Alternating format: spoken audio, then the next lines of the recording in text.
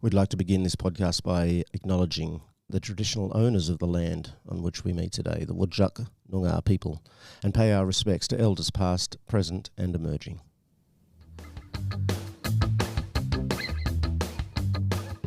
Hi Mel, how are you? Hi Matt, I'm Episode well. 30, we're back again talking couch potatoes. Episode 30 is also, it's a little bit synchronistic, you might say, because we have 30 countries listening to us. No way. And we've hit episode 30. I think I mentioned we're going to learn to say hello in every language of those countries. That's coming up, so stay tuned. Very good. 30 languages. No Greenland yet, though. Yeah. Alan, I was talking to Alan the other day. He reckons he's going to write a letter to the Prime Minister of Greenland or something. He's going to get on board. On board to help us out. To help Greenland. Because I've got a funny feeling as soon as Greenland's on board, it's going to end. I've just got a feeling in my waters. Wouldn't it be good? Greenland, greener pastures for the beautiful hounds. Exactly. Anyway, what's going on? What's happening in the world of Free the Hounds and Greyhounds? Well, last weekend, I did my no speak challenge. Oh, the no speaky. Yes. No speaky. How did you go? It was good. How long was it? Was it 12 hours. 12 hours and not a word came out of your mouth? Nope. Wow. Was it tricky? Was there occasions where you wanted to? It was very rewarding, but it did take effort to focus. Yeah. And what was the point? You're going to raise money for something? For Greyhound Adoptions WA. Oh, Gower. Yeah. And my outfit got a bit of attention too. So Yeah. that was I got as many names as I could of Houndies over the bridge written all over the shirt and the pants. Right. So they were all there. Oh. So yeah. It was an homage to our To all our babies. lost beautiful creatures. Yep. I think that's extraordinary, mostly that you could shut your mouth for 12 hours, but also that you've done that too for such a beautiful cause. Yeah, it was good. Thank you to Mel and Gow. We've chatted Absolutely. to Gow a couple of times actually. If you want to check it out, I think episode 4 we had a chat. They do a great job. They do great work. See, I'm still not used to talking. What else is going on? Pride Fest, that was a lot of fun. We Yep. had a blast there. Different venue to last year and the year before, but yeah, it was great. The Supreme Court Gardens. We also have our AGM coming up at the Bassendean Hotel. Oh, the Basso. Yeah, the Basso. I think I mentioned... Everybody says, I say AGM and they go, oh, Basso. It's not Basso, about Basso, mate, having Basso. the meeting. It's about going to the Bassendean. Yeah, none of this I think Basso. It brings Basso. back memories too for a lot of people. I used to think. work there. Yeah. Back in the day. I think I mentioned it. Yes, Yeah. we'll see you.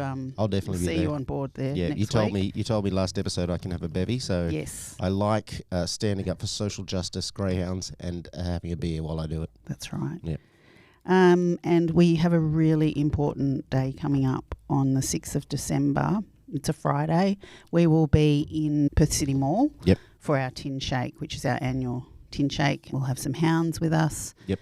Some of our brilliant volleys will be there, shaking the tin to try and get some much needed money in to help us end greyhound racing. Yep.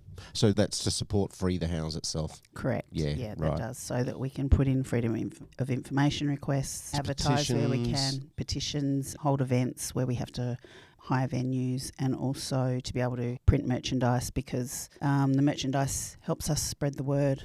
Yeah, that's awesome. Get down to Murray Street Mall on the 6th of December.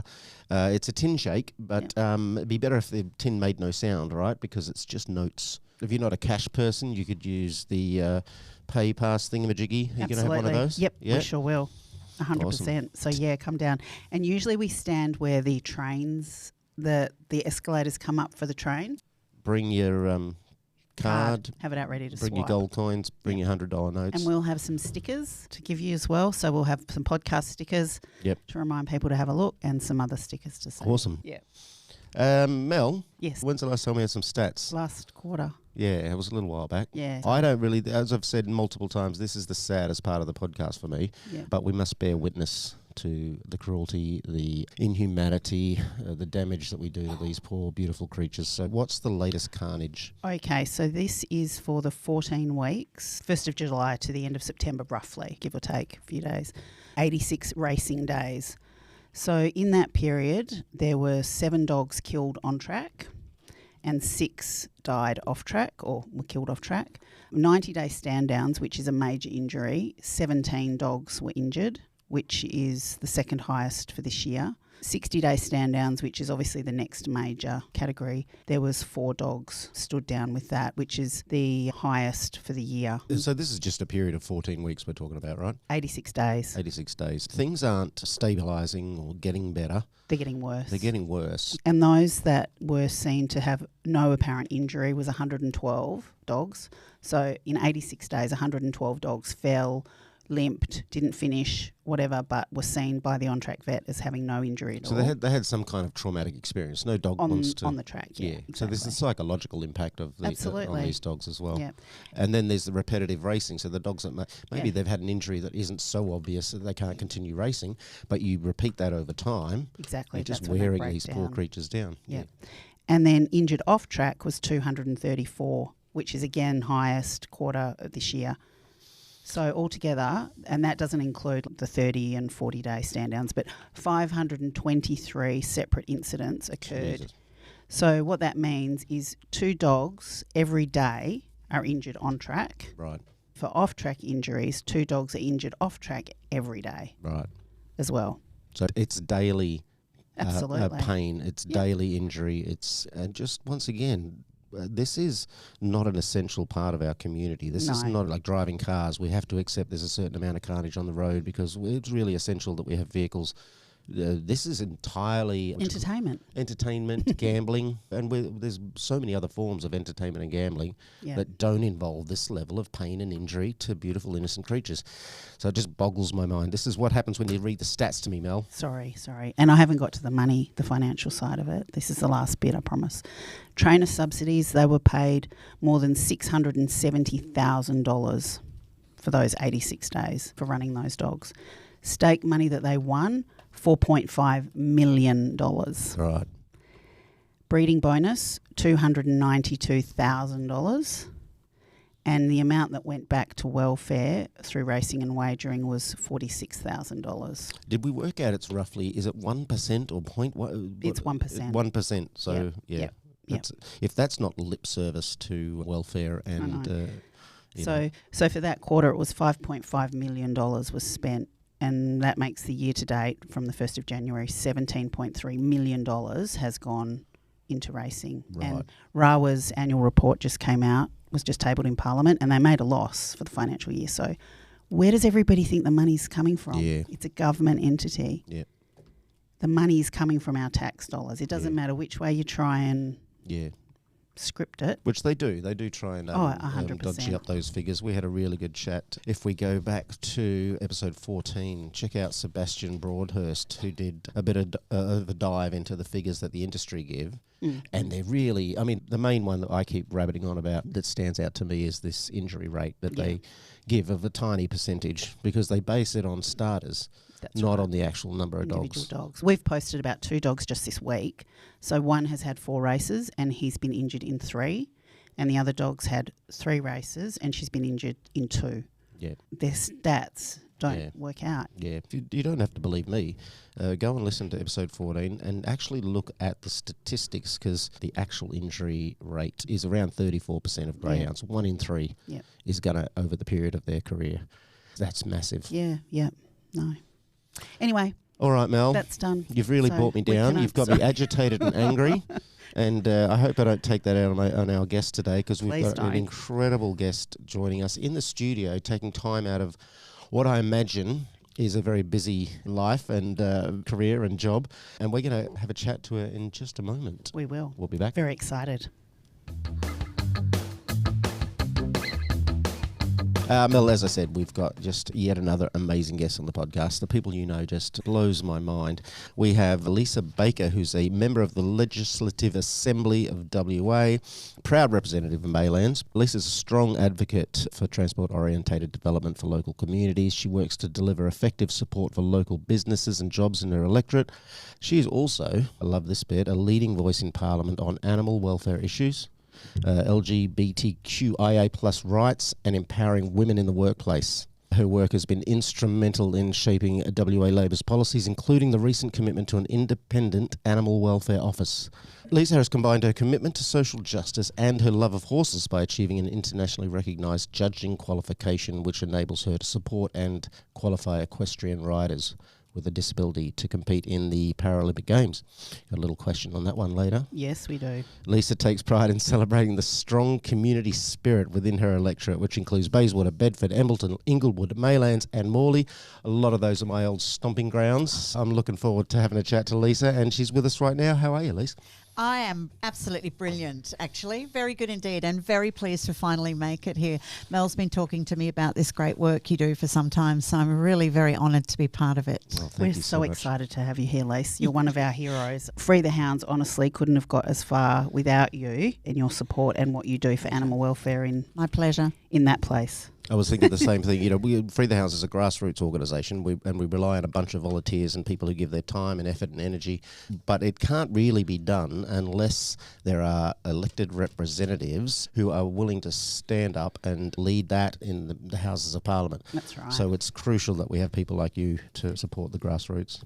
Thank you very much. Let's start at the beginning. I believe way back in 98 you were a councillor.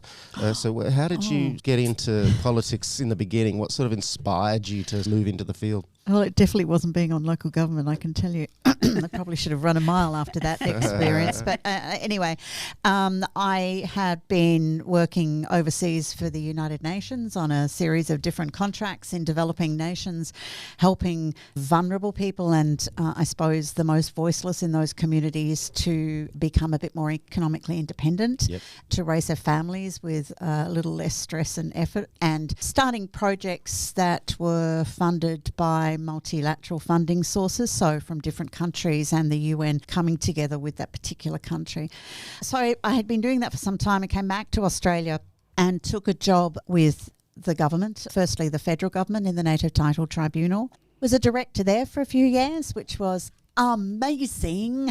Was the legislation had just gone through, so we were in the process of establishing a brand new structure called the Native Title Tribunal, and it was an awesome thing to be part of that. I went on into state government after that. I was running the government's contract management in the state with some wonderful people around me, but it wasn't really where my heart was.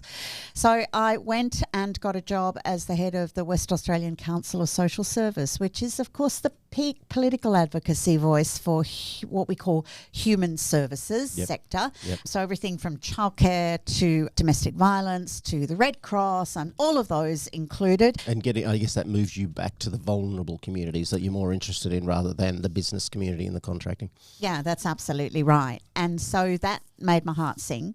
And I ended up that job working for 6 months with Jim McGinty. Do you remember Jim McGinty? The name definitely rings a bell, Jim was probably the most well-known reformer on the LGBTQIA plus agenda for Labor. He brought some amazing reforms in. He was the Attorney General, and he asked me, and as the head of WACOS, he asked Senator Fred Chaney, 35 years as a Liberal federal senator, the wonderful Fred, also called Red Fred by some of his not so kind conservative colleagues, an icon of a man, an absolute legend. So Fred, myself, Professor Colin Haywood, and a chap called Peter Carnley, who was the head of the Church of England, just retired from that position. What a diverse little coalition of people you had. It's pretty awesome, hey? Yeah, pretty awesome. Yeah. So I spent 6 months in and out of motel rooms drinking a lot of red wine with that crew while we went around Western Australia consulting on where the Western Australians understood what human rights are.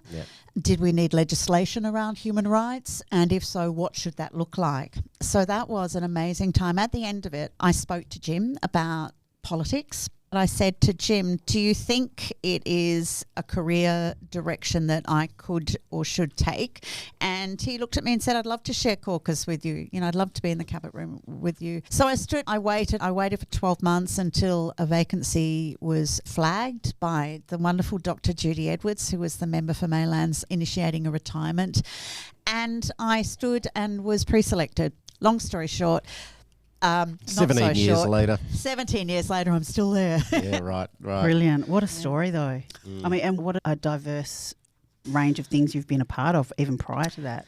Yeah. That's massive. Thank you. Thank you. I'm pretty blessed. I don't know if that is probably a bit of good luck as well as opportunity. I've never been frightened to take on some hard challenges and push them as far as I could. I think there might be more than good luck. There's just the energy I'm feeling from you. The people with that kind of energy tend to create things. Yeah, Yeah. and that's always worked. It had always worked for me. So I was really very lucky in the first part of my career, and I had a massive cross section of work and worked with many different countries and many different people. So really blessed. I really, my guess for you, if I can make a bold assumption, is that you tend to sit on the left sort of side of the spectrum. Is that a too bold an assumption? What gave me away? And then I hear you're working with a member of the Liberal Party, a clergyman. I guess what we talk about a lot is the best way forward is to join people together, not Absolutely. to stand against each other. The other thing that stood out for me was there's a sense that you're more satisfied, more inspired when you're working with the vulnerable communities. Animal welfare is also an area of politics where we're dealing with a really vulnerable segment. What sort of veered you toward animal welfare? I should probably tell you that my mother was almost certainly vegetarian from what I remember, and I was also brought up in a house that believed everything that had four legs should be fed and watered and loved before you sat down to your meal or anything else. So I came from good stock in terms of acknowledging that we are just one of many sentient species, all sentient species in this planet, and that all of them deserve respect and care and the right attention. I had to park some of my focus on that while I was building my career, doing my degrees and working on the direction I needed to go in. When I got to a point where I had the opportunity to actually affect some policy change in an area that I cared deeply about, of course I took it. But it wasn't without its challenges, to say the least, and it has certainly been a journey that has taken far too long to achieve outcomes from. Right. So I don't think there is anyone in Western Australia who would consider that taking 8 years to get puppy farming legislation in place is a reasonable response. Do you think that's endemic of change within, certainly politics in general seems to take a long time. I'm not sure what your experience of WA politics, how long that takes. Is it endemic of that, or is there a particular sort of slackness and lack of progress in the animal welfare area? No, I think politics is a creature unto itself, and it's driven by votes and by popular representation. And so unless you can line your agenda up along with where the future is heading in terms of political will and social conscience, then you're not going to get a Guernsey. And so for me, I think the best example I can give you was when I was first elected, the very first caucus meeting I went to. You're not allowed to talk about what went on in caucus, but it was 17 years. We won't tell It was anyone. 17 I years don't ago. think there's too much at stake for 17 years ago. Neither do I. Our listeners won't share anything either. They'll keep it to They themselves. do. They're One of our current ministers, in fact, when we were in discussion in cabinet, because we took a big beating in 2008. There was only a handful of us left, and Colin Barnett took government, and it was quite a shock to everyone in the Labor Party at that time. Can I say, though, that Lisa did hold her seat, even in that massive swing. You did stand firm. Thank you. And so when I first went into that weird environment that we call caucus and started to talk about things that were important to me, the health and well-being of animals was key. And I was having a bit of a general chat with a group of colleagues that I thought would be really aware and interested. And the first question I got back, and that was from one of our current ministers, who's still around, was, what does sentience mean? Oh, Jesus. So that's where I started. I'm pleased to say that now I have over 20 MPs from the Labor Party who form an informal caucus in the government at the moment. Yep. They don't all come to every meeting. They don't all pick up on every issue, but I know if I call them loud enough on an issue that they really feel strongly about, they will come and take a stand with me. And so that has been a very long journey, and one which really shouldn't have taken 14 years. And probably took a lot of energy and time and a lot of getting back up it can again. be draining, right? And just for our listeners who aren't aware, sentience Just so you're aware, when you put words together, you form a sentence. Okay.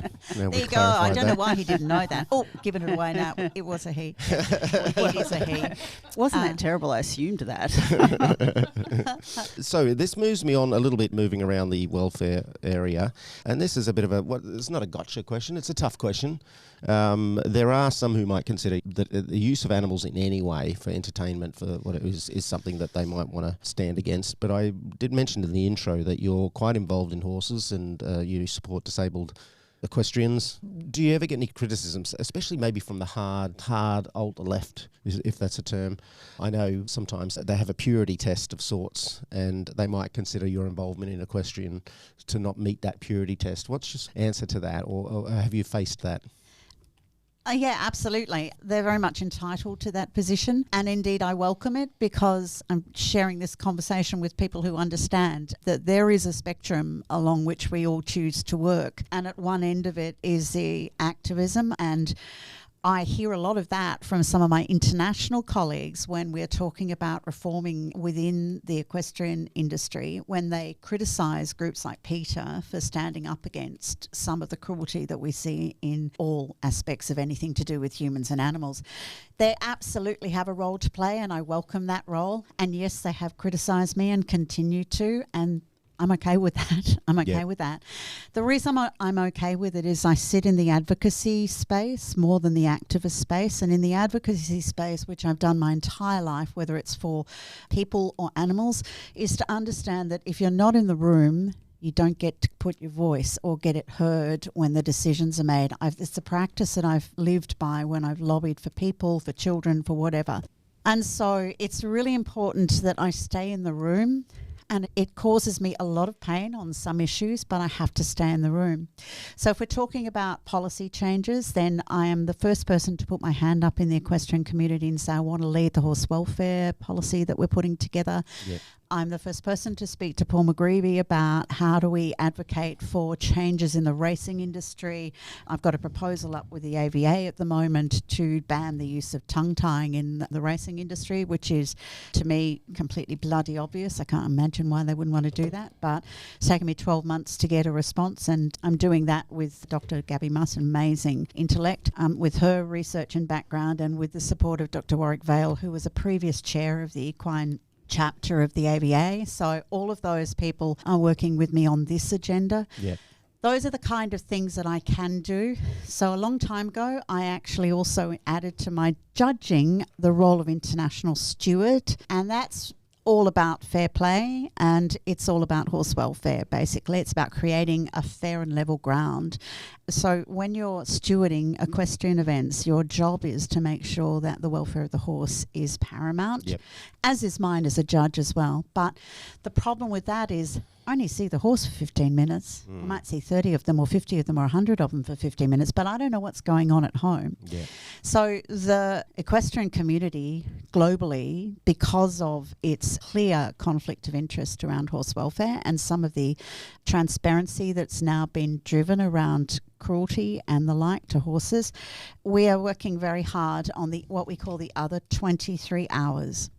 And that means that you don't just care about what's happening when you see the horse and the rider in front of you. You should be caring about what is happening to that animal in the 23 hours of the rest of the day. Yep. So how do you do that? It's a really difficult question. But if we're going to have anything to do with these beautiful, gentle, extraordinary animals, we simply have to try and work out how to do that. That speaks to what came up to my mind as you were talking. I was thinking, okay, number one, this activist versus advocacy. I'm really big on this, and I really I'm obviously quite left-leaning myself, but I really get frustrated at times when we do this purity test on people and say you can't be in the room, as you put it, unless you pass the purity test. And my sort of question would be, wouldn't we prefer to have someone like Lisa in the equestrian industry with the value systems and the philosophies and the desire for progress and safety, rather than someone who maybe doesn't hold those sort of values and hold that in mind. And I see what the activists, because there is a stark difference between advocacy and activism. And I think that the advocates are the ones that are in the middle, that are trying to take it from where it is through to where the activists want it to be. Trying to be a bridge, right? Exactly. Yeah. But without the advocates that have the wherewithal to see it more so from both sides, possibly. To do the joining. Exactly. Yeah. You're not going to get that conduit. And so the activists wouldn't know a lot of what they know without people like Lisa in her role and having to, you know. I've got a great story about that goes directly to this issue. When I first started out in politics, I was invited to speak at an anti-Greyhound racing rally in South Perth on the foreshore down there, and I duly took myself down and spoke. It was a massive crowd. I think it was Free the Hounds, surely. Yeah, there's a lot of people there, and I spoke about my commitments and what I thought about the industry and all that kind of stuff, and I mentioned the fact that I have involved in horses.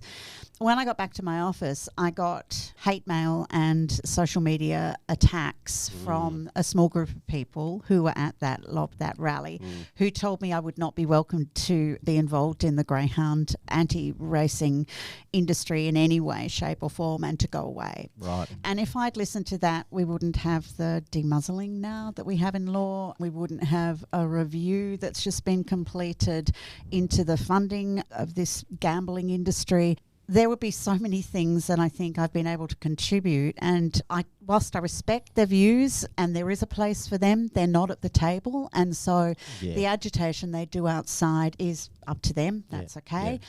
And in some ways it pushes a boundary. I was going to say that. I think, as Mel was saying, where the activists need the advocates who can be the bridge. We also need the activists. We need the people who are willing to push those boundaries, push forward. But all I would say is there needs to be a symbiotic recognition that neither of us are going to get anywhere without the other. And you mentioned things we would be without if you hadn't ignored those rejective sort of statements. We also wouldn't have Parliamentary Friends of the Greyhound Group. Oh yeah, that was a spectacular win in some respects, but I don't think we made enough fuss about it, and we certainly didn't, in my view anyway, use it enough. But when Mel and I were speaking at the beginning of this term, I think it was, and the wonderful Stephen Price, a member for Forestfield. Hi Stephen, massive friend of Free the Hounds. Just big love for Stephen. Yeah, I know he listens to our podcast. Hello Stephen, kisses and kisses. He's a very kisses good man. Kisses from me too, Steve. Friend, manly. Pats on the back. That's it. Yeah. So Stephen and myself discussed what the reaction would be, and I suppose the thing I should say at this point in time is it doesn't win you a lot of friends in politics to run the animal welfare agenda within the power echelons. Right. You have to be careful about how much you say and what you say and where you say it. Isn't that tragic? And I was very glad that, there's other agendas that have a similar, it's not just animal welfare, it's a whole raft of things. But for me, that's what I'm involved in over my head. So it was very relevant that I thought that we should put this onto a different political footing. And the Friends of the Greyhound, to me, was a logical thing to do to raise it. So it's on the parliamentary website. So when you look at what's happening in Parliament, you can see, oh my word, there's a Friends of group for greyhounds. That's a good thing. Yeah. So it was helpful in raising the issue, I think, Mel. Absolutely. And it's great that in WA we have that, and that's a pride thing for me. I'm able to say, look at what we have in WA, because conversely, in other states on the East Coast, they've got Friends of the Greyhound, but it's pro racing. So it's all about all these MPs that singing the praises of greyhound racing over there. Ironic use of the word friends. And do friends race their other friends, and knowing 1 in 3 of them will get hurt badly? I know. That's why it's always so heartening that we have that in WA, because good old wait a while, we can often lag behind in some things, but even to Racing and Wagering WA's credit, I believe that we do have some of the better welfare standards here in WA compared to the other states. Yeah, but it still doesn't make it right. No, it doesn't. So, yeah. But that brings me on to, let's get down to the brass tacks of it, Mel. Yes. Something I want to know from Lisa. The question has been burning with me the whole interview. What is your personal view on greyhound racing, Lisa? And if you tell me you're a pro racer, we're kicking you out. The rest of this interview is going to be very testy. I was just going to do it to see what you did. No, we will talk to everybody here. I don't think it. I didn't say it would end. I just said it would be a little testy. No, I said we'd kick her out. Oh, right. Yeah. My view about greyhound racing is very clear, and I think very well known, that I think it is, to coin the phrases used by Free the Hounds, outdated, inhumane and unsustainable. sustainable without any doubts at all. And the majority of the population want to see it come to an end. There are very few left in the industry in Western Australia. It's the prime time to make a move to stop this. And basically what you are doing as a state is funding and supporting gambling. Right. And that is something which I am adamantly opposed to. Right. I mean, we saw fit to limit the number of poker machines and the licensing for casinos in Western Australia. And yet we have a very healthy racing industry at the racehorse end and the standardbred end. And the greyhound industry is on the decline. It's perfect. It's a perfect time to say, you guys who are breeding and training them still, let's help you transition out and away from this inhumane sport into the future. And that is absolutely my opinion. That resonates very strongly with me, especially the part about the social license just isn't there, is there? No. It is about revenue from gambling. We've done a deep dive on a couple of times. I can't remember the episode. Go listen to them all, frankly. If you Absolutely. have, there's good stuff in every single one. There is. But what we do know is that attendance is declining, support in the community is declining, the number of people involved who actually make a solid living, I think we worked out as around 20 who make an actual 20 people in the state to prop up this industry. It just doesn't make any sense. Yeah. And millions of taxpayer dollars. Yeah, it's absurd. This has been really lovely. I was saying earlier we need to have Lisa back on for a whole Just Lisa podcast. I know. Do you know what I mean? Because we were talking before we started. I'm sorry for our listeners that you missed out on this, but we got started about 3 hours late because Lisa was telling us everything that she gets up to. So many interesting outside things. of great. There's some interesting stuff. So maybe we could just have a special, like a Christmas Lisa episode or something. I don't know, like they do a Christmas wear a special. red nose. Yeah. All right. What's next? What we were talking a little bit about before we started was a wonderful thing you're doing in terms of the future of food. Could you, on top of anything else you want to talk about, I'd love to hear more about that. So perhaps I'll just keep it short and simple. I don't think you will. It's a challenge. It's a personal challenge. So about 3 years ago, no, in fact, if I go back, I spoke about this first in Parliament 8 years ago, and I spoke about the need for us to move away from what is a very overly reliant diet in Australia and in many developed countries on animal-based protein. Yeah. And that was a discussion that I had based on the evidence provided to me by West Australian academics and from researching globally as well. You would not believe the conversations and the media pickup from that. I got an article in the West Australian published the next day after I spoke about that accused me of being a meathead. I didn't quite understand that because I think I'm the exact opposite. But anyway, they titled it Meathead and put me on the page 3, and on page 2 was a story about those activist people, those naughty people who think we shouldn't be having intensive farming of animals. Go guys. And I think they'd been shot at by a farmer for standing at the edge of his, I don't think they were even on his property at the time, but they were shot at. Anyway, the West ran this article condemning these dreadful people for protesting, and I was on the other side of it being really vilified because I quoted, I never ever in this parliament, never in 17 years have I made a statement which is not backed up by contemporary evidence, and all of the evidence is 5 years the max that I'll quote. So it's all double-blind or well-documented, peer-reviewed evidence. And I quoted a statistic from a piece of research that had been done by the UK Conservative government, I might add. They surveyed 65,000 Brits and categorised them according to what their diet was and the impact on greenhouse gas emissions from their diets. Yep. And surprise, the lowest impact from diet practice came from vegan women. And the highest, they covered everything, flexitarian, pescatarian, everything, all the way through. And the highest greenhouse gas production was, goodness me. I know where this is going. Yeah. I know. Shall I leave? I'm assuming it Shall I again. just leave the room now? Maybe. It was from blokes who are carnivorous, who eat omnivores, who eat meat and vegetables, of course. But I quoted that statistic and I thought it was pretty safe because it was macro research. It's globally acknowledged research. And I got absolutely bucketed by the West. And I also got a call from somebody who should have known better, who was at a very high leadership in my party, to accuse me of making him feel like a guilty man for eating the way he ate. Lisa's going to tell us who all these people are after the podcast finishes. No, I'm just taking letting you in on some of the background to this. To say that it takes nerves of steel is an understatement when you start to lobby on these things. So, so I started speaking about all these things a very long time ago. And about 3 years ago, I decided that living in a little microcosm, a little place like Western Australia, and copping all the crap from the various media outlets, there is only one, let's face it, and from other sectors that were very anti this discussion, I thought I'd better get myself out of Australia and have a look. So I went to Europe, I went to England, I went to America, and I visited a number of startups who were working in this incredible area called alternative protein. So it's alternative to, complementary to animal-based protein.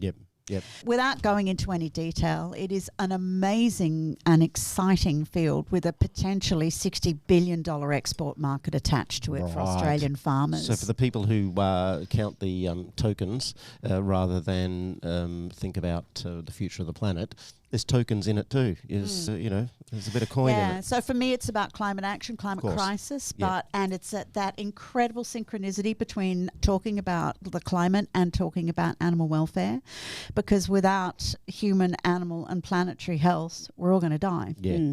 Yep. We get a lot more traction, don't we, when we can tell the bean counters that this isn't going to cost money, it's going to make us money. Yeah, that's a lesson you learn very quickly. Yeah. Yep.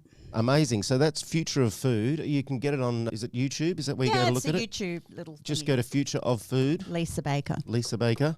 Google it, Future of Food, Lisa Baker. I'm going home to have a look now. I'm going to do it. I'm going to skip the next episode, actually. You wouldn't believe it. You wouldn't believe the this. stuff going on. It's so exciting. It sounds futuristic almost in what we were talking about like the before. Jetsons. Yeah. Yeah.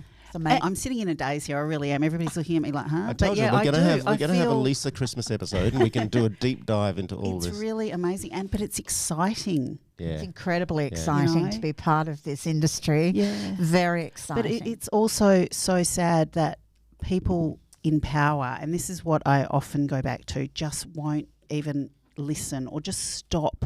Like you were saying, how you come to Parliament with backed up information and, facts. Evidence-based. This is going back to Greyhound racing. Racing and Wagering WA can come to Parliament and put across economic information that hasn't even been verified or fact-checked by the government. And that's down to vested interests, right? Exactly. There's a certain chosen myopia there, isn't there? That we don't want to see certain things because of these institutions and things we have in place, we want to keep them in place. Absolutely. So get away, like the pesky protesters on the farmer. Yeah. You just get away from here, please. Because we don't want to know and we don't want to talk about it. But we're luckily, Mel, we have voices like Lisa. Yes, absolutely. Who are doing the hard work, and it sounds exhausting what you're doing. And also coming up against, and if I may, as a male, coming up against that patriarchal system, and I imagine in government it's even stronger, and as a member of a vulnerable group, potentially yourself, speaking up for other vulnerable groups, that takes a lot of time and energy and work, and you get a lot of pushback, you get a lot of criticism. You've spoken about the negativity you get from the press, you've spoken about some of the absurdly misogynistic things that are said to you by your own colleagues, and yet you're still marching forth. Absolutely, because you just have to keep going. You have to get back up. You have to find the next platform and keep pushing. Yes. Well, hallelujah to you. Thank you.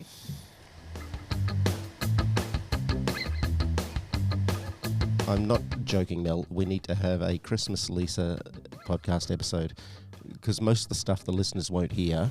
There's an absolute well of material and inspirational work that needs to be heard. But that was awesome. It was. What we heard. It was great. Yeah.